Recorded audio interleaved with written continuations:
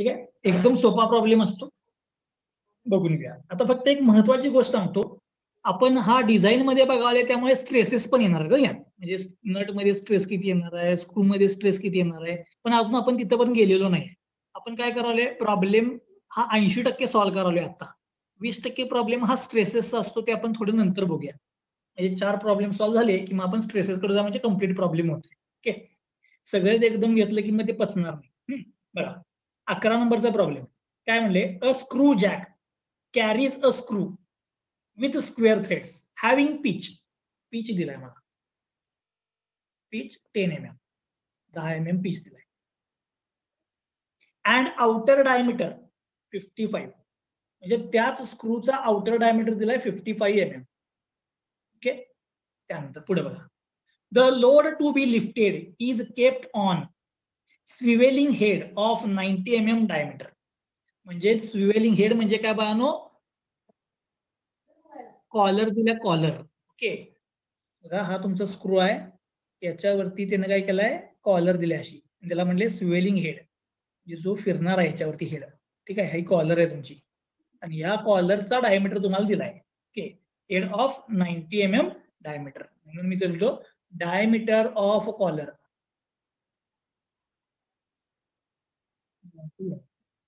कॉलरचा diameter.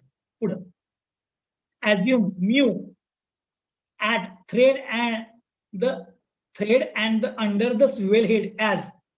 आता कोणाकोणाचा आहे, पहिला थ्रेड म्हणजे नट आणि स्क्रू, पहिला नट आणि स्क्रू त्याचा दिलाय 0.15, आणि अंडर द स्विवेलिंग हेड म्हणजे हा स्विवेलिंग हेड म्हणजे कॉलर आणि हा सरफेस यांच्यामधला म्यू दिलाय, म्हणजे म्यू ऑफ कॉलर, कॉलरचं किती आहे बघा 0.1.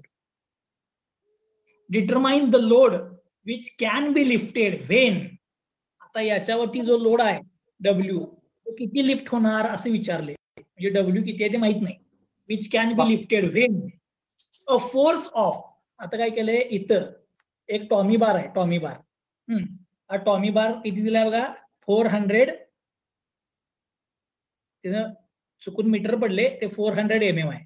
400 mm चा एक टॉमी बार आहे, याच्यावरती ठीक आहे एक फोर्स लावलाय, फोर्स इथं, तो फोर्स किती आहे बघा, फोर्स अप्लाइड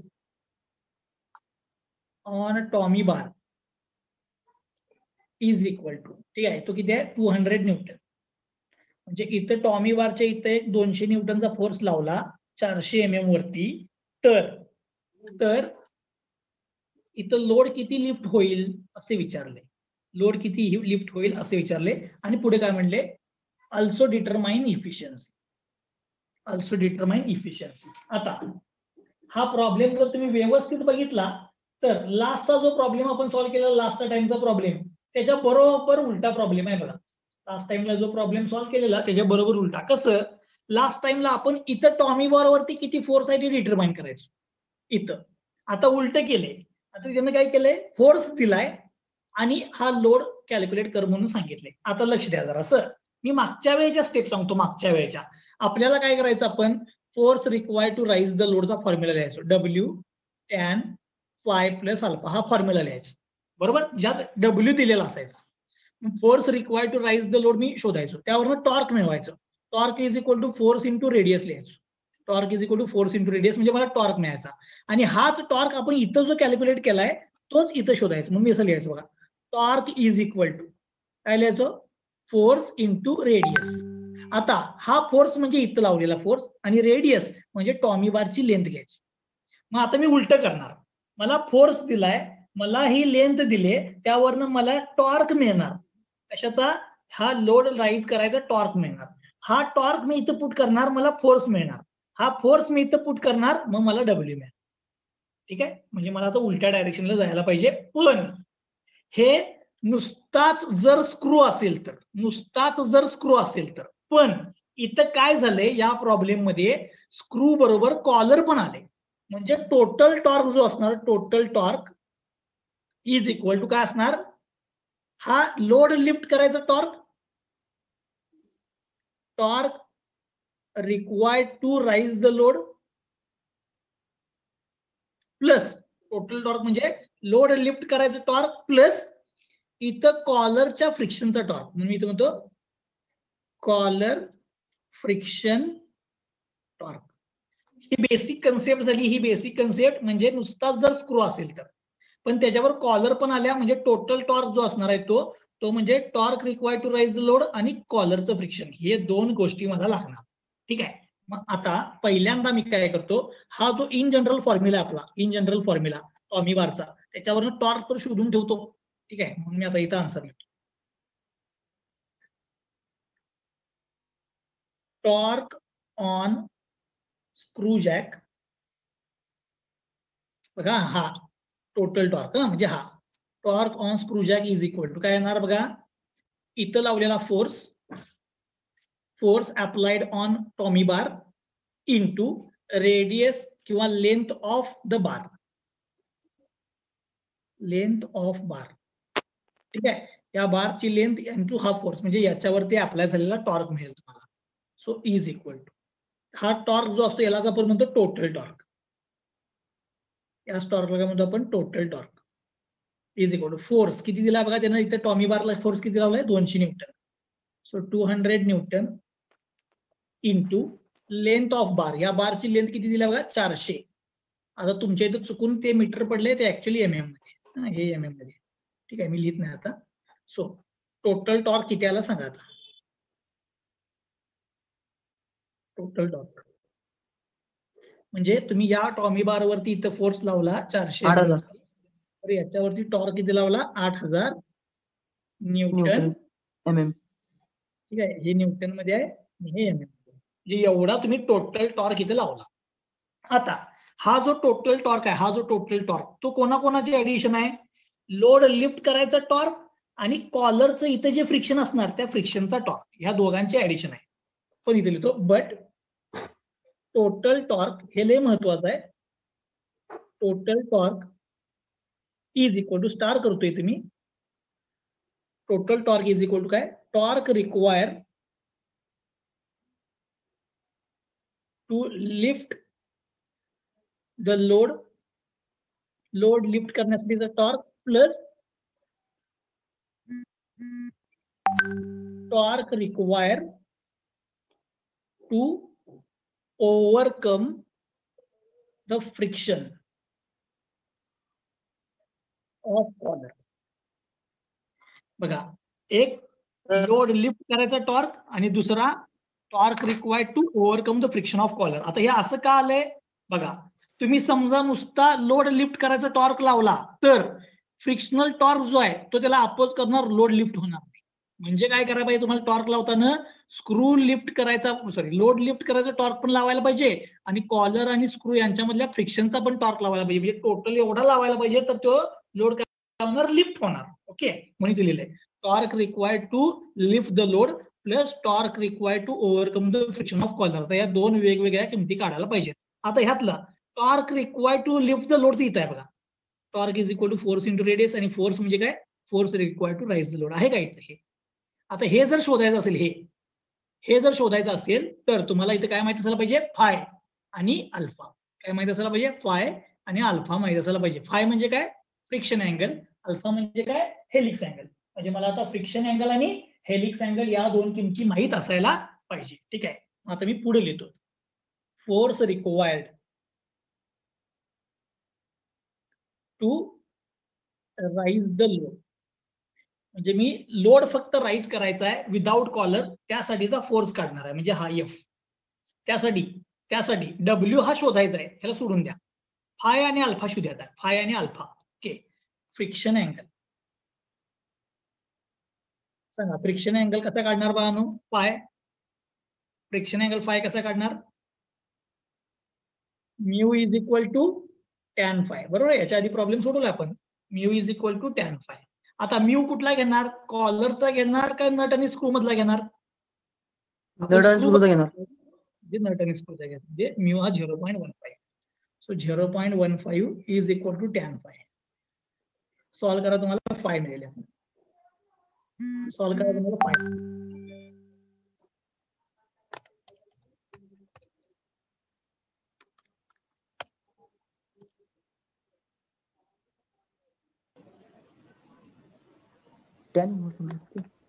8.53. किती 8.53 हा काय आला तुमचा फ्रिक्शन अँगल. आता फाय मिळाला तर काय पाहिजे मला अल्फा. अल्फा म्हणजे हेलिक्स अँगल. Helix angle. आता हेलिक्स अँगल कसा शोधायचा तुम्हाला माहित आहे. मी परत एकदा सांगतो बघा. एक थ्रेड ओपन करायचा, सर्कमफरन्स ओपन करायचा. तर हे जे लेंथ असते हे म्हणजे काय, ते लीड. हे डिस्टन्स किती असते पायडीएम. पण या थ्रेडचा हॉरिझॉन्टल बरोबरचा अँगल म्हणजे काय असते हेलिक्स अँगल. ओके. आता यासाठी अल्फा शोधायचा असेल तर याचा मी टॅन घेणार. Tan alpha is equal to lead divide by pi D M. Lead किती स्टार्ट आहे बघा, प्रॉब्लेम मध्ये सांगितले सिंगल का डबल किती सांगितले, किती स्टार्ट आहे स्क्रू, किती स्टार्ट आहे सिंगल का डबल का मल्टी, किती आहे सिंगल आहे. प्रॉब्लेम मध्ये दिलं नसलं तर तो सिंगलच असतो. दिला असलं तर चांगली गोष्ट आहे, जर दिलं नसेल तर तो सिंगल असतो. ठीक आहे. म्हणजे इथे lead is equal to pitch आहे. इथे लिहितो मी here lead is equal to pitch. असं का मुद्दाम लिहितो सिंगल स्टार्ट. हे सिंगल स्टार्ट असल्यामुळे lead is equal to pitch. आता मीन डायमीटर दिलेलं नाही. And mean diameter is equal to कसं काढणार बाळांनो, स्क्रूचा outer diameter minus half of pitch. Outer diameter minus half of pitch. आता आउटर डायमीटर प्रॉब्लेम मध्ये दिलाय. हे बघा इथे आउटर डायमीटर ऑफ स्क्रू किती आहे बघा 55. So 55 minus half of pitch. Pitch problem मध्ये किती दिलाय बघा 10 mm. पिच किती आहे 10 mm. सो मीन डायमीटरची किंमत मिळेल तुम्हाला इथनं 50. ठीक आहे. मीन डायमीटर मिळाला.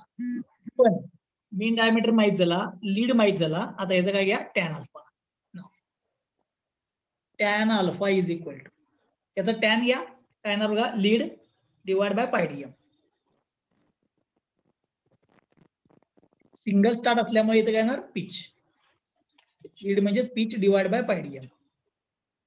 पिचची किंमत आहे 10 पाय इंटू मीन डायमीटर आहे 50. सॉल्व करा तुम्हाला अल्फा मिळेल.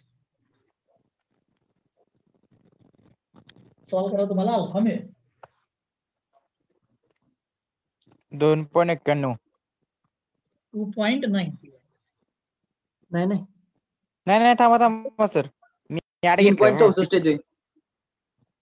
3.64. 3.64 येतोय. 3.64. ओके. अल्फा मिळाला इथे या. फाय मिळाला इथे या. 3.64. Force required to raise the load. W माहित नाही, याला शोधायचा आहे. W tan phi plus alpha. फक्त शोधून ठेवा in terms of W. So फोर्सची किंमत काढून ठेवा. Therefore force required to raise the load F is equal to W tan phi plus alpha. परत एकदा सांगतो, हा जो फोर्स आहे हा विदाउट कॉलरचा असतो. हा जो फोर्स आहे तो विदाउट कॉलर, त्यात कॉलर घेत नाही आपण. W माहित नाही, हे शोधायचं आहे. टॅन फाय आता शोधला आपण. फायला 8.53 प्लस अल्फा आता शोधलाय 3.64. डब्ल्यू तसाच ठेवतो. हे टॅन सॉल्व करा. एवढं सॉल्व करा.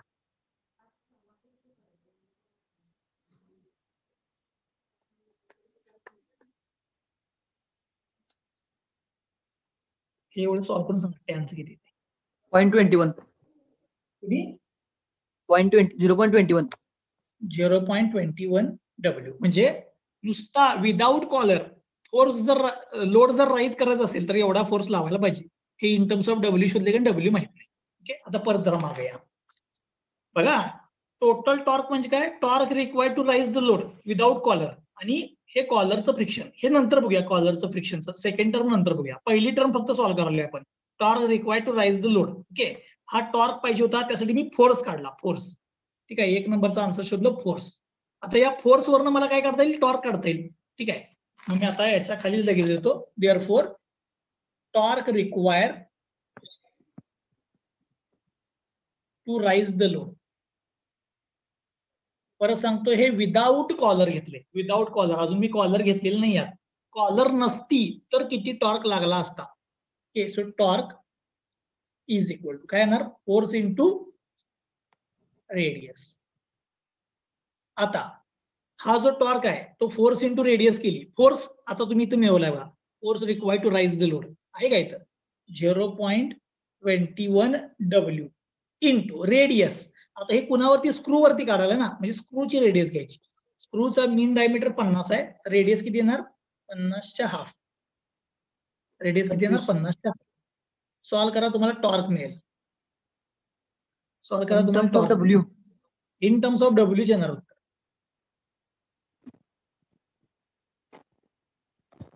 5.25 येते. 5.25. 5.25 W. W. Unit Newton MM लिहिले. काय MM लिहिले? कारण की मी रेडियस MM मध्ये पुट केला. एवढा टॉर्क लावला तर विदाउट कॉलर लोड लिफ्ट होणार.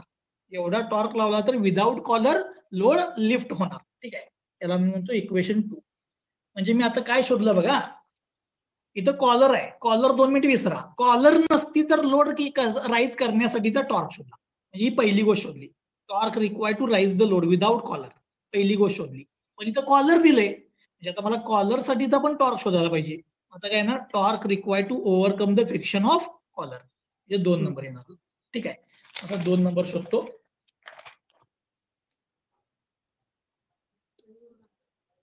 Torque required to overcome the friction of collar. जे कॉलरचं जे फ्रिक्शन आहे ते ओव्हरकम करण्यासाठी किती टॉर्क लावायला पाहिजे ते शोधणार. मग याचा फॉर्म्युला मी तुम्हाला एक दिवशी सांगितलेला बघा. टॉर्क कुणाचा, कॉलरचं फ्रिक्शन ओव्हरकम करण्यासाठीचा torque.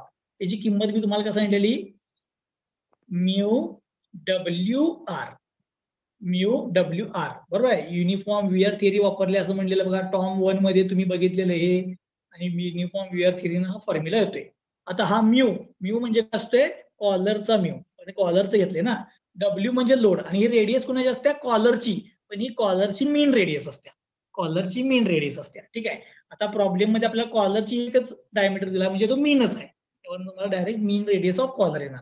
So torque required to overcome the friction of collar is equal to mu C. Problem मध्ये जावा आणि म्यू सी किती आहे बघा, कॉलर 0.12. किती आहे बघा, 0.12 0.12 इंटू डब्ल्यू माहिती नाही, याला शोधायचं आहे. Into mean radius of collar इथे यायचं. कॉलरची रेडियस कुठे आहे बघा, इथे डायमीटर दिलं बघा. कॉलरचं डायमीटर 90 आहे, म्हणजे रेडियस किती येणार 90च्या हाफ, म्हणजे 45. 90 डिवाइड बाय 2 म्हणजे कळेल तुम्हाला. ही रेडियस कुणाची आहे, कॉलरची आहे. मुद्दाम लिहितो कॉलर, तो काय नको नंतर, नाही तिथे स्क्रूची घेशील. ते कॉलर बद्दल चालले म्हणजे कॉलरची रेडियस येणार. सॉल्व्ह करा. Torque required to 5.40. 5.4 किती 5.4 5.4 डब्ल्यू. आता याचं युनिट सांगा, न्यूटन mm. Newton MM. समजलं. आता तुम्हाला लोड लिफ्ट करायचा असेल तर एक नट स्क्रू राईज करायचा लोड पाहिजे, आणि दुसरं कॉलरचा फ्रिक्शन ओव्हरकम करायचा टॉर्क पाहिजे. बरोबर, म्हणून इथं वाचा. Total torque is equal to काय लिहिले बघा, torque required to lift the load आणि torque required to overcome the friction of collar. आता torque required to lift the load म्हणजे 1 नंबरचा आन्सर बघा. येत आहे 1 नंबरचा आन्सर करून इथे काढले बघा. T. Torque required to raise the load म्हणजे लिफ्ट द लोड, आणि हा torque required to overcome the friction of collar. हे दोघांचे ऍडिशन म्हणजे तुम्हाला काय लावणार, तेवढा टोटल टॉर्क लावायला पाहिजे. म्हणतो therefore total torque is equal to येणार बघा, torque required to overcome the friction of collar, torque required to raise the load plus torque required to overcome the friction of collar. म्हणजे 1 number आणि 2 नंबरचे addition. बरोबर, तेच इथे लिहिले. Torque required to lift the load म्हणजे raise the load, आणि torque required to overcome the friction of collar. या दोघांची ऍडिशन केली की मला टोटल टॉर्क लागणार. बरोबर, so T plus TC. T शोधलाय इथं बघा 5.25 डब्ल्यू. 5.25 डब्ल्यू हे न्यूटन MM मध्ये, प्लस टीसी बघा 5.4 डब्ल्यू, हे पण न्यूटन MM मध्ये. आन्सर किती येणार बघा, 10.65 डब्ल्यू न्यूटन MM. म्हणजे एवढा टोटल टॉर्क लागणार. तर विथ कॉलर लोड काय होणार, लिफ्ट होणार. विथ कॉलर लोड काय होणार, लिफ्ट होणार. आता प्रॉब्लेमच्या पहिल्या वाक्यात जावा. पहिलं इथं घ्या, इथं टॉर्क किती लावलाय त्यानं? एक बार लावलाय, इथे एक फोर्स लावलाय बघा. फोर्स इंटू रेडियस केली की याच्यावरती लावलेला टॉर्क मिळणार ना तुम्हाला. मग त्यानं टोटल टॉर्क किती लावलाय बघा ह्यो. इथे दिलंय त्यानं. इथं फोर्स लावलाय 200 आणि याची लेंथ ठेवली 400. म्हणजे त्यानं टोटल टॉर्क किती लावलाय? 8000. हे पहिल्यांदा शोधून ठेवलेलं मी. त्यानं लावलेला टोटल टॉर्क किती आहे? 8000. सो त्यानं लावलेला टोटल टॉर्क किती आहे? बट टोटल टॉर्क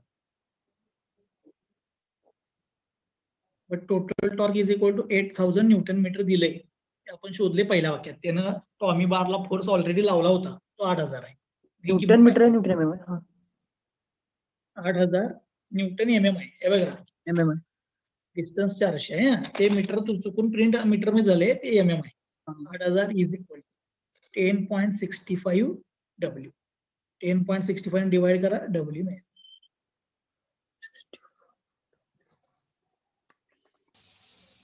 तर हा ते 8000 बरोबर आहे. का चुकलंय ते? 200 गुणले 400 आहे का 20 गुणले 400 आहे? फोर्स 200 रे. इथं फोर्स 200 लावलाय ना. 200 आहे हो सर. 200 मीटर आणि 400 मीटर लेंथ आहे. 400 मीटर नाही, मीटर चुकून पडले, ते एमएम आहे. 400 एम ए बरोबर.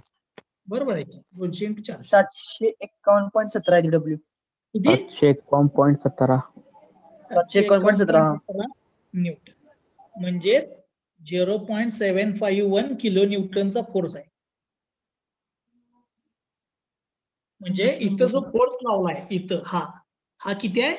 0.751 किलो न्यूटन हा फोर्स लावलाय. आणि तो फोर्स इथं जर 200 न्यूटनचा फोर्स लावला तर लिफ्ट होणार. समजलं? आता हा प्रॉब्लेम जरा उलटा पडलेला नेहमी डब्ल्यू दिलेला असतो आपल्याला. मग आपण काय करतो, ही पहिली स्टेप कधीच करत नाही, इथं डायरेक्ट करतोय. Force required to raise the load mu काढतोय, मीन डायमीटर काढतोय, अल्फा काढतोय, एफ काढतोय, एफ वरनं टॉर्क. हे टॉर्क पर्यंत इथपर्यंत नेहमी करत होतो आपण. आता आज ऍडिशनल काय केलंय मी, कॉलर पण घेतली आणि कॉलर दिले, कॉलरचा टॉर्क काढला. आणि ह्या दोघांची ऍडिशन म्हणजे एवढा टॉर्क लावायला पाहिजे. मग हा टॉर्क जो आहे तो त्याने टॉमी बारनं लावला ना. मग टॉमी बारचा टॉर्क किती आलाय? Force into radius 8000. तो इज इक्वल टू हे केलं, त्यातनं डब्ल्यू मिळाला. म्हणजे इथं टोटल लोड किती लिफ्ट झाला? 0.75 किलो न्यूटन एवढा लोड काय झाला? लिफ्ट झाला. ठीक आहे. आता हे तुमचं पहिलं आन्सर आलं की लोड किती लिफ्ट होणार असते ना, विचारेल पहिला आन्सर. हे पहिला आन्सर मिळालं म्हणजे म्हणून तुम्ही आन्सर 1. अजून एक आन्सर विचारले मला. इफिशियन्सी. काय विचारलंय? इफिशियन्सी. इफिशियन्सी तुम्ही परवा दिवशी एक आपण फॉर्म्युला डिराईव्ह केला लास्ट लेक्चरला. Efficiency of screw, nut and screw. Nut and screw किती आली ती सांगा? tan phi upon tan phi plus alpha. tan phi plus tan alpha. Alpha divide by tan phi plus alpha. असं झालं काय? हा होय बरोबर. ही कोणाची आहे रे? नट अँड स्क्रूची. नट अँड स्क्रूची आहे. पण आत्ताच्या प्रॉब्लेम मध्ये सांगा मला, ह्यो टॉर्क कोणाचा आहे? नट अँड स्क्रूचा. आणि ह्यो टॉर्क कोणाचा आहे? कॉलरचा. मग आता मला सांगा, इथं कॉलर पण आल्या ना. मग हा फॉर्म्युला युज करून चालेल काय? नाही. कॉलर तर हा पाहिजे. फॉर्म्युला कधी? कॉलर नसताना हा फॉर्म्युला. जर कॉलर असेल तर हा फॉर्म्युला वापरायचा नाही. लय महत्वाचा आहे. मी परत एकदा सांगतो, जर फक्त नट आणि स्क्रू असेल, तिथे कॉलर नसेल, तर हा फॉर्म्युला जो परवा मी डिराईव्ह करून दिलेला तो त्यावेळी फक्त नट आणि स्क्रूच घेतलेलं. पण आज मी इथं नट आणि स्क्रू घेतलेलं नाही. इथं काय आहे? नट स्क्रू बरोबर कॉलर पण आहे. म्हणजे मला कॉलर पण कन्सिडर करायला पाहिजे. मग आता मी काय करणार, जर इफिशियन्सी विचारली अशा वेळेला तर नाव इफिशियन्सी ऑफ स्क्रू जॅक म्हणतो. स्क्रू जॅक म्हणलं म्हणजे याच्यामध्ये मी मुद्दाम लिहितो nut screw plus collar combine आहे. Nut screw plus collar. मग आता इथं मला याचा फॉर्म्युला माहित नाही तर त्या दिवशी जी स्टेप केल्या फॉर्म्युला डिराईव्ह करायच्या ते इथं लिहायच्या. सांगा इफिशियन्सी म्हणजे काय? इफिशियन्सी म्हणजे काय? Output upon input. Output okay. Output upon input. आउटपुटचं work done. Output work done upon input work done. इनपुटचं वर्क डन. ओके, आता जरा लक्ष द्या बा, लय महत्वाचं आहे. त्या दिवशी स्टेप केलेल्या त्याच करणार आहे, हे डिराईव्ह करायला त्याच, फक्त कॉलर कन्सिडर करून करणार आहे. आता मला तुम्ही सांगा, स्क्रू जॅक मध्ये इथे या स्क्रू जॅक मध्ये तुम्ही इनपुटला काय केलं रे? इनपुट म्हणून काय दिलं इथं? टॉमी बार. टॉमी बार वरती फोर्स लावला म्हणजे तुम्ही इनपुटला टॉर्क दिला, हा टॉर्क दिला इनपुटला. आउटपुटला काय झालं रे? आउटपुटला रेज झाला लोड. हा लोड राईज झाला. म्हणजे आउटपुट म्हणजे हा लोड राईज झाला आणि इनपुट म्हणजे तुम्ही टॉर्क दिला. ठीक आहे, म्हणजे तुमचा इनपुट हा टॉर्क आहे तुम्ही लावलेला आणि आउटपुट हा म्हणजे लोड लिफ्ट झाला. मग तुम्हाला या आउटपुटचं वर्क डन पाहिजे, आउटपुटचं. असं करा, एक रिव्होल्युशन झालं असं म्हणा, स्क्रूचं एक रिव्होल्युशन झालं तर या आउटपुटचं वर्क डन सांगा. लीड. आउटपुटचं वर्क डन सांगा. हे बघा, फोर्स इंटू डिस्प्लेसमेंट. फोर्स म्हणजे डब्ल्यू डिस्प्लेसमेंट इंटू डिस्प्लेसमेंट. एका Into रिव्होल्युशनमध्ये momentum. distance travel होते, त्याला काय म्हणतो आपण? लीड. बरोबर आहे. So W force into displacement म्हणजे काय ना? लीड. म्हणजे आउटपुटचं वर्डन Lead. काय? डब्ल्यू फोर्स इंटू डिस्प्लेसमेंट एका रिव्होल्युशनची म्हणजे लीड. समजलं? हे आउटपुटचं वर्डन झालं, डिवाइड बाय. आता तुम्ही इनपुटला त्या दिवशी मी म्हणलेलं फोर्स, पण आज काय म्हटलं? टॉर्क लावलाय. इनपुटला Torque तुम्ही लावला. टॉर्क, इनपुटला टॉर्क लावला. आता वर्क डन पाहिजे ना. आता लिनियर मध्ये फोर्स इंटू डिस्प्लेसमेंट म्हणजे वर्क डन, तर अँग्युलर मध्ये फोर्सच्या जागी टॉर्क आणि डिस्प्लेसमेंटच्या जागी अँग्युलर डिस्प्लेसमेंट. बरोबर? म्हणजे फोर्स इंटू डिस्प्लेसमेंटच्या ऐवजी काय द्यायचं? Torque into angular displacement. आता इनपुटचं वर्क डन म्हणजे काय ना? Torque into angular displacement. Torque into angular force into linear displacement, त्याच्याऐवजी टॉर्क लावल्यावर torque into angular displacement. Okay, आता जरा लक्ष द्या, लय महत्वाचं आहे. डब्ल्यू तुम्ही आता शोधलाय, किती आहे बघा, न्यूटन मध्ये येतो 751.17 इंटू लीड किती आहे बघा, लीड 10. सिंगल स्टार्ट आहे म्हणजे पिच, बरोबर? 10 डिवाइड बाय अँग्युलर डिस्प्लेसमेंट. तुम्ही टॉर्क किती लावला? टॉर्क तुम्ही लावलेला टॉर्क, हे बघा, total torque required to raise the collar, ह्या दोघांचा मिळतो किती? 10.65 डब्ल्यू. आणि हेच त्यानं टॉमी बारनं लावलाय ना, तो म्हणजेच किती आहे? 8,000. ही आणि ही किंमत सेम आहे ना, इक्वल केलेलं तुम्ही. 10.65 डब्ल्यू म्हणजेच किती आहे? 8,000. म्हणजे तुमच्याकडे टॉर्क माहित आहे, तो किती आहे? 8,000 आहे. 8,000. टॉर्क किती लावलं तुम्ही? 8,000. हे MM मध्येच घ्याले बघा, हे MM मध्ये घेतले, हे MM मध्येच घेतले. आता अँग्युलर डिस्प्लेसमेंट किती रिव्होल्युशन केलं रे? वर्डन तुम्ही किती लीड घेतले ना, म्हणजे एका रिव्होल्युशनचं घेतले ना. म्हणजे अँग्युलर डिस्प्लेसमेंट एका रिव्होल्युशनची किती? एक रिव्होल्युशन म्हणजे अँग्युलर डिस्प्लेसमेंट किती? 360 डिग्री. एक रिव्होल्युशन म्हणजे अँग्युलर डिस्प्लेसमेंट किती? एक रिव्होल्युशन झालं म्हणजे 360 डिस्प्लेसमेंट ना. मग 360 नुसता थिटा आहे, रॅडियन मध्ये लिहिणार का डिग्री मध्ये लिहिणार? रॅडियन मध्ये. रॅडियन मध्ये 360 म्हणजे काय येते? 2 पाय. 2 रॅडियन मध्ये 360 म्हणजे काय येते? 2 पाय. ओके, 360 डिग्री म्हणजे 2 पाय. हे सॉल्व्ह करा, तुम्हाला इफिशियन्सी मिळते. हे सॉल्व्ह करा, तुम्हाला 0.14 द्या. 0.14 14 म्हणजे याला 100 न गुणलं तर 14%. म्हणजे याची इफिशियन्सी किती आहे? 14%. म्हणजे याची इफिशियन्सी किती आहे? 14%. म्हणून तुम्हाला मी काय म्हणलं परवा, हे फॉर्म्युला फक्त डिराईव्ह करण्यासाठी असं लक्षात ठेवायचं. पेपरला जर इफिशियन्सी विचारली तर हे असं लिहायचं, आउटपुटचं वर्डन डिवाइड बाय इनपुटचं वर्डन.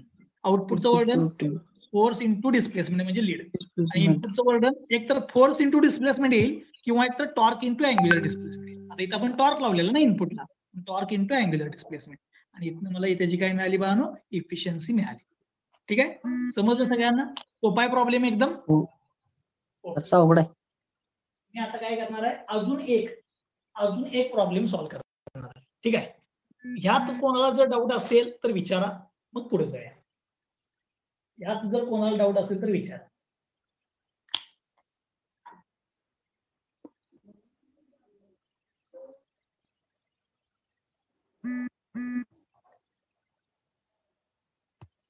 जर यात कोणाला डाऊट नसेल तर मग आपण पुढे जाऊया.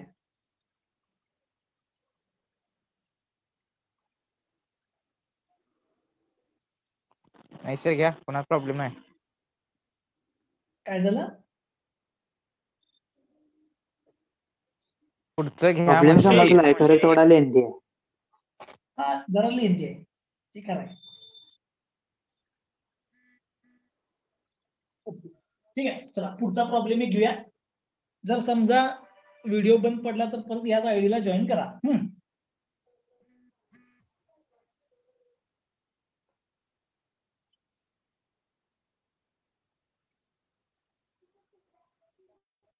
एफिशियन्सी किती आली मगाची?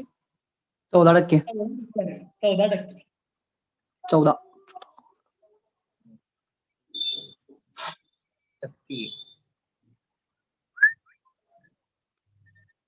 आठवत. माझं देखील दररोज वाचतात. एक 10 नंबरचा प्रॉब्लेम घ्या. 10 नंबरचा. 10 नंबर नंबरचा म्हणा. 10 नंबरचा प्रॉब्लेम पेज नंबर 23.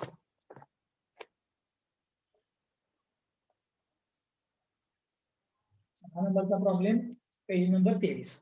मी प्रॉब्लेम जरा वाचतो, ठीक आहे. बघा काय म्हणले, the mean diameter of screw. पहिल्यांदा आले बघा mean diameter direct. Mean diameter of screw is 50 and 10 mm pitch and pitch is 10 mm. Mean diameter दिलाय, पिच दिलाय. द लोड ऑफ, लोड म्हणजे त्या स्क्रू वरती असलेला फोर्स दिलाय 20 kilo newton. W, load of 20 kilo newton to be lifted. आता इथं काय दिलंय, डिस्टन्स दिले. हा डिस्टन्स मी असं आहे असं लिहून ठेवतो. Distance is equal to 170 mm. किती डिस्टन्स न लिफ्ट करायचं आहे, 170 mm न लिफ्ट करायचं आहे. Find the work done. Work done शोधा. वर्क डन किती झालं ते शोधा असं म्हटले. ओके, पुढे जाऊया. लोड अँड इफिशियन्सी पण विचार. वर्क डन विचारले, इफिशियन्सी विचारले. व्हेन त्यातलं पहिलं जे आहे, पहिलं काय सांगितलंय बघा, the load rotates with screw. याचा अर्थ काय, लोड रोटेट्स विथ स्क्रू याचा अर्थ काय, कॉलर नाही आहे, कॉलर नाही आहे. Yes, the load rotates with screw. मी मुद्दाम लिहितो विदाउट कॉलर, म्हणजे पहिल्या आन्सर मध्ये कॉलर घेऊ नको असं सांगितलंय. ठीक आहे, त्याच्या पुढचं वाचतो मी, मग बाकीचं काय करायचं ते बघूया. The load rest on, 2 number बघा, the load rest on the loose head which does not rotate. Loose head म्हणजे कॉलर, त्याचा आयडी दिलाय 10 आणि म्यू किती दिलाय बघा 0.08. ठीक आहे, हे 2 नंबर आहे, ते विथ कॉलर आहे. 2 आपण वेगवेगळे प्रॉब्लेम सोडूया, एक विदाउट कॉलर आणि एक विथ कॉलर, असे 2 प्रॉब्लेम सोडूया. फक्त म्यू ची किंमत इथे लिहून ठेवतो. म्यू किती दिला बघा 0.08. ओके, पहिला प्रॉब्लेम मी सोडवणार आहे. लोड रोटेट विथ स्क्रू म्हणजे विदाउट कॉलर. चलो मग सांगा पटकन मला. आता मला वर्क डन विचारले. वर्क डन म्हणजे काय, फोर्स इंटू डिस्प्लेसमेंट. बरोबर आहे काय, फोर्स इंटू डिस्प्लेसमेंट. चलो मग आता बघून आपण शोधूया. मग मला फोर्स पहिला काढायला पाहिजे ना. Force required to raise the load, formula सांगा. Force required to raise the लोडचा formula W tan phi plus alpha. Load required to raise the load W tan phi plus alpha. W दिलाय, phi आणि alpha माहित नाही. Phi आणि alpha. Phi म्हणजे काय, friction angle. पहिला फ्रिक्शन अँगल शोधूया. फ्रिक्शन अँगलचा फॉर्म्युला काय, mu is equal to tan phi. Mu दिलाय 0.08. म्यू दिलाय 0.08. चलो फाय किती येते सांगा. 4.57. 4.57. समजलं, म्हणजे मला इथनं फायची किंमत मिळाली. फाय. आता काय शोधायचं,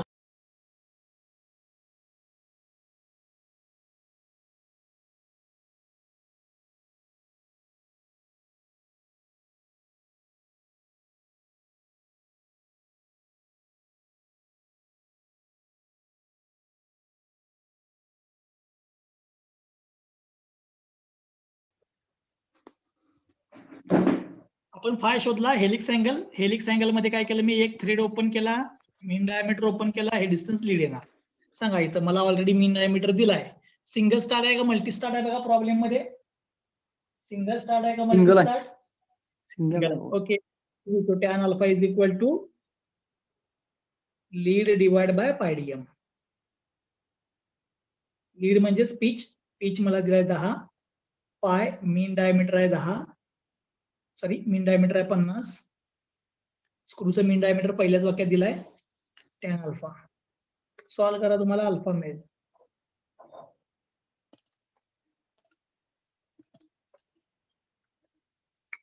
थ्री 3.64. 3.64. मला फाय माहित झाला, अल्फा माहित झाला, फाय माहित झाला, अल्फा माहित झाला, डब्ल्यू प्रॉब्लेम मध्ये दिलाय त्यांनी. आता मला मिळणार force required to raise the load. Force required to raise the load. Okay, आता force required to raise the load चा formula F is equal to W tan pi plus alpha. W tan pi plus alpha. W 20 into 10 raised to 3 tan phi 4.57 plus alpha 3.64.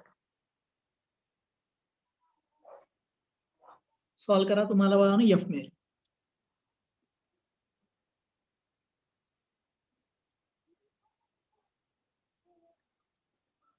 दोनशे 288 into 10⁻³ 2.88 2.88.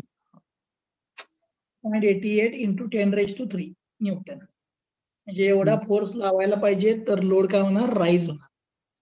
एवढा force लावला तर load काय होणार, rise होणार. Okay, आता मला एक तुम्ही फक्त सांगा, लोड रोटेट विथ स्क्रू म्हणजे कॉलर नाही आहे, त्यानं मला इफिशियन्सीचा आन्सर विचारले.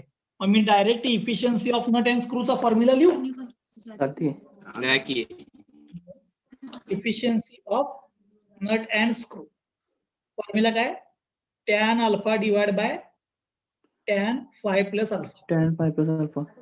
हा विदाउट कॉलर आहे म्हणून डायरेक्ट लिहिलाय. ओके, tan अल्फा आत्ताच आपण शोधलाय 3.64 डिवाइड बाय tan phi ची किंमत आपली किती आली, 4.57 प्लस अल्फा 3.64. सॉल्व करा, इफिशियन्सी ऑफ स्क्रू मिळेल म्हणजे नट अँड स्क्रू 0.44%. 0.44 म्हणजे 44%. हे एक नंबरचा आन्सर मिळालं बघा. ओके, त्याने काय विचारलेलं मला, इफिशियन्सी हे शोधलं. आता वर्क डन काढूया. वर्क डन, आता वर्क डन काढण्यासाठी इथे लिहितो मी, वर्क डन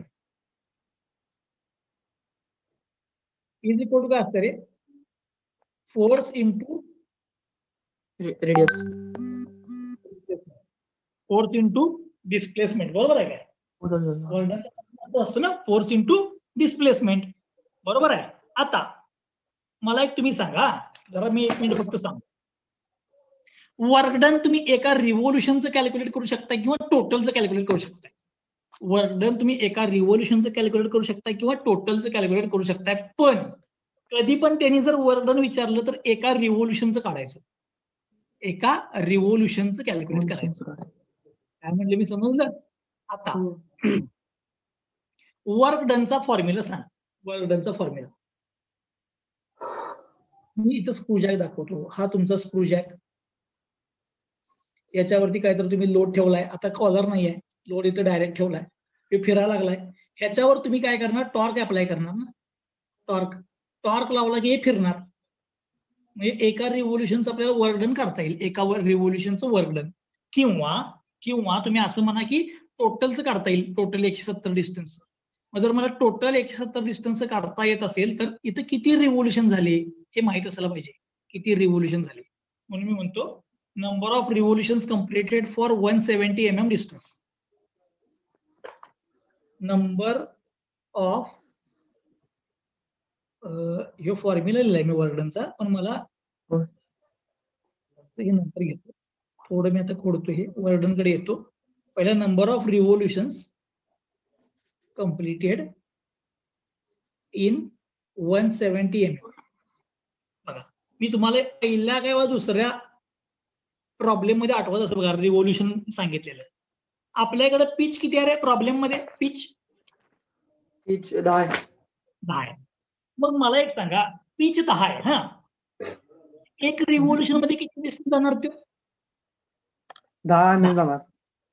दोन रिव्होल्यूशन मध्ये 20 170 mm जाण्यासाठी हम्म.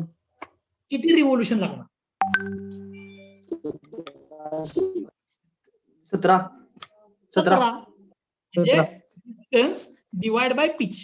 त्यावेळेला पण मी लिहिलं बघा डिस्टन्स डिवाइड बाय पिच पण त्यावेळेला व्हेलॉसिटी दिली आणि इथे व्हेलॉसिटी म्हणजे डिस्टन्स असते पर मिनिट असते. Okay so distance divide by pitch distance divide by pitch केले की रिव्होल्यूशन मिळते.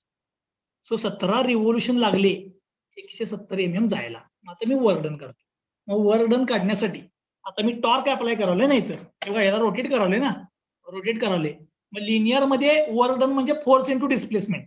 तर अँग्युलर मध्ये वर्क डन म्हणजे काय अँग्युलर मध्ये वर्क डन म्हणजे काय फोर्सच्या ऐवजी torque force into angular angular displacement बरोबर. Force into angular displacement.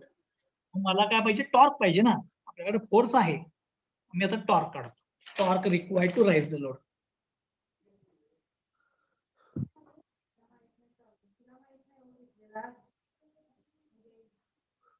Already force शोधलेला मी फोर्स वरनं टॉर्क काढतो. So torque is equal to काय ना force into radius. Force into radius. Force किती लागलाय बघा आपल्याला 2.88 इंटू 10⁻³ इंटू रेडियस पुन्हा येणार मीन रेडियस ऑफ स्क्रू. स्क्रूची मीन डायमीटर आपल्याला 50 दिलाय.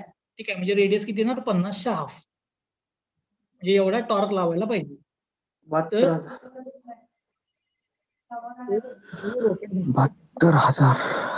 एवढा टॉर्क लावायला लागणार. आता मला काय विचारले बघा त्यानं वर्क डन लिनियर मध्ये फोर्स इंटू डिस्प्लेसमेंट अँग्युलर मध्ये फोर्स काय येणार टॉर्क डिस्प्लेसमेंटच्या ऐवजी काय येणार angular displacement.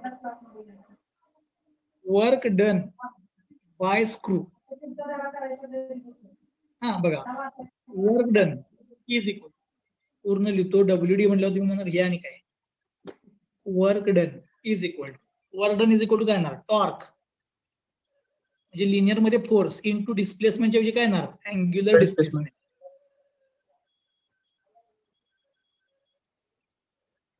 Work done sorry torque 72,000 into angular displacement म्हणजे 2πn. 2πn बघा हे सांगतो एक रिव्होल्यूशन म्हणजे 2π एक रिव्होल्यूशन म्हणजे 2π म्हणजे 360 अँग्युलर डिस्प्लेसमेंट.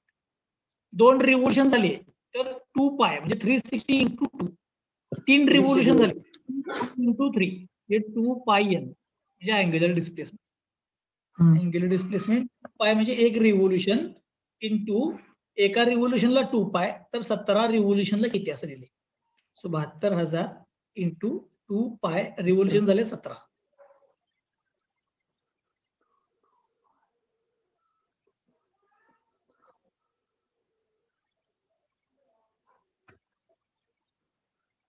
$7.69 into 10⁻⁶.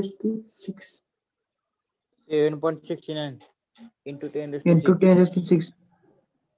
एक आलं वर्क डन न्यूटन mm मध्ये आलं. जर मीटर मध्ये पाहिजे असेल तर 7.69 इंटू 10⁻³ म्हणजे विदाउट कॉलर किती वर्क डन व्हायला पाहिजे 7.69 इंटू 10⁻³ न्यूटन मीटर एवढं वर्क डन व्हायला पाहिजे. तर तुमचा स्क्रू किती डिस्टन्स पुढे जाणार 170. सोपा होता प्रॉब्लेम. मी परत एकदा सांगतो मी विदाउट कॉलर सोडवलाय. फ्रिक्शन अँगल काढला अल्फा काढला फोर्स काढला. हे मधलं जर 2 मिनिट सोडून द्या फोर्स वरनं टॉर्क काढला टॉर्क वरनं वर्कडन काढायचं होतं. वर्कडन म्हणजे टॉर्क इंटू अँग्युलर डिस्प्लेसमेंट. मग अँग्युलर डिस्प्लेसमेंट म्हणजे एका रिव्होल्यूशनला 2π नंतर किती रिव्होल्यूशन मला पाहिजे होते. किती रिव्होल्यूशन साठी मी काय केलं नंबर ऑफ रिव्होल्यूशन कसे कॅल्क्युलेट केले total displacement divide by pitch म्हणजे 17 रिव्होल्यूशन आणि ही किंमत इथे म्हणजे 17 रिव्होल्यूशनचं मला डिस्प्लेसमेंट मिळाली इंटू टॉर्क म्हणजे मला वर्क डन मिळाले. हा एक प्रॉब्लेम आणि इफिशियन्सीचा एक प्रॉब्लेम असे 2 प्रॉब्लेम होते. ठीक आहे. आता हे सगळं काय केलं मी फॉर विदाउट कॉलर हे सगळं विदाउट कॉलर साठी केलं. आता सेम कशासाठी करायला लागणार सेम कशासाठी करायला लागणार मला विथ कॉलर. आता विथ कॉलर साठी काय करायचं सांगा मला, तुम्ही सांगा. विथ कॉलर जर विचारलं तर काय करायचं? इफिशियन्सीचा With फॉर्म्युला color. बदलणार सर. इफिशियन्सीचा फॉर्म्युला बदलणार एकदम बरोबर. आणि इथं काय येणार? इफिशियन्सीचा फॉर्म्युला बदलणार. बरोबर, तेच समजलं. इफिशियन्सीचा फॉर्म्युला बदलणार. इथं काय येणार सांगा? इथं हा टॉर्क नुसता स्क्रूचा येणार का स्क्रूच आणि कॉलरचा मिळून येणार? स्क्रूचा आणि कॉलर देणार. टॉर्क आणि जर टॉर्क ऍडिशन होणार दोघांचं. स्क्रूचा आणि कॉलरचा टॉर्क मध्ये काय व्हायला पाहिजे? कॉलरचा टॉर्क पण ऍड व्हायला पाहिजे. ऍड व्हायला पाहिजे. झालं. उद्या काय करूया? हाच प्रॉब्लेम विथ कॉलर उद्या कंटिन्यू करूया. ठीक आहे, हाच प्रॉब्लेम विथ कॉलर उद्या कंटिन्यू करूया. ठीक आहे, मी तुम्हाला टॉमची पण फोटो पाठवला नाही, याचा पण फोटो पाठवलेला नाही. मी फोटो पाठवतो आणि आपण आता बाहेर काय करूया? उद्या भेटूया. उद्या मी विथ कॉलर हाच प्रॉब्लेम सॉल्व्ह करणार विथ कॉलर. ठीक आहे, हा सगळं विदाउट कॉलर सोडवला. ह्यालाच पुढे कंटिन्यू करतो. ठीक आहे, जर कोणाला डाऊट असेल तर विचारा.